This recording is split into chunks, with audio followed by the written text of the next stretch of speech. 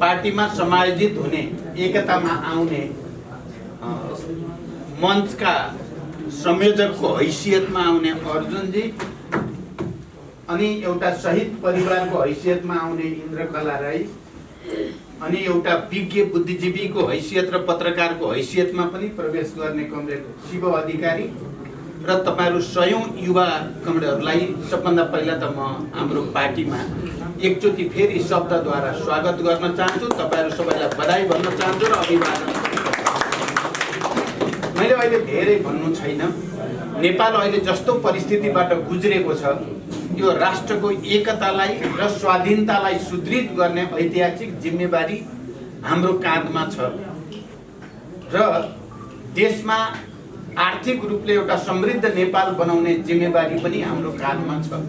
त्यो एक्लै दुक्लै गरेर सकिने कुरा होइन।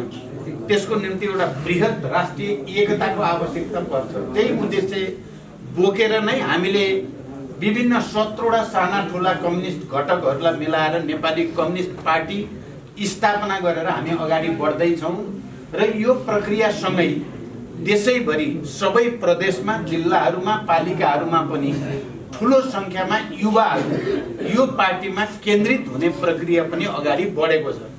स्वतन्त्र हैसियतले, संस्थागत हैसियतले अझ जेनजी पुस्ताका युवाहरूले पनि बिस्तारै कुरा बुझ्दै जाँदा हाम्रो विचार र भावनालाई सही ढङ्गले प्रतिनिधित्व गर्ने पार्टी त नेपाली कम्युनिस्ट पार्टी नै रहेछ भन्ने बुझ्दै गएको अवस्था पनि देखिएको छ। आज तपाईहरु जो पार्टीसँग जोडिनु आउनु भएको छ, धेरै जसो युवा पुस्ताकै, अझ धेरै जसो जेनजी पुस्ताकै तपाई युवाहरू हुनुहुँदो रहेछ। यसले एउटा बलियो सन्देश आज फेरि देशभरि प्रवाहित भएको छ। त्यस अर्थमा पनि म तपाईहरु सबैलाई धन्यवाद भन्न चाहन्छु र अहिले संक्षिप्तमा पनि अर्जुनले बडो क्रान्तिकारी स्पिरिटका साथ केही प्रतिबद्धता राख्नु भयो।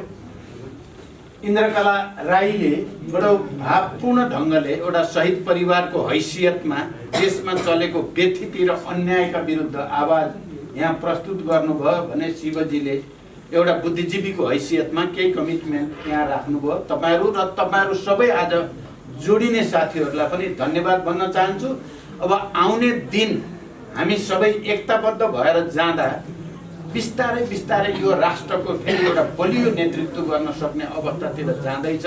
अगाडि निर्वाचन छ, त्यो निर्वाचनमा हामी एक ढिक्का भएर जुट्नु पर्ने छ। अब गाउँ गाउँ, टोल टोल, घर घरमा पुगेर जनतालाई बुझाउनु पर्ने छ नेपाली कम्युनिस्ट पार्टीको उद्देश्य के हो, यसको विचार र सिद्धान्त के हो, यसले के प्रतिबद्धता गरेको छ, यसले किसानहरूको निम्ति, बुद्धिजीवीहरूको निम्ति, शिक्षक कर्मचारीको निम्ति, महिला, दलित, आदिवासी, जनजाति सबैको हक अधिकारहरूको निम्ति के गर्दैछ, मधेसी, मुस्लिम, थारू सबैको लागि विगतमा के कति योगदान गर्यो, अब के गर्न चाहेको छ भन्ने कुरा बुझाउनु पर्ने छ अलि व्यापक रूपले।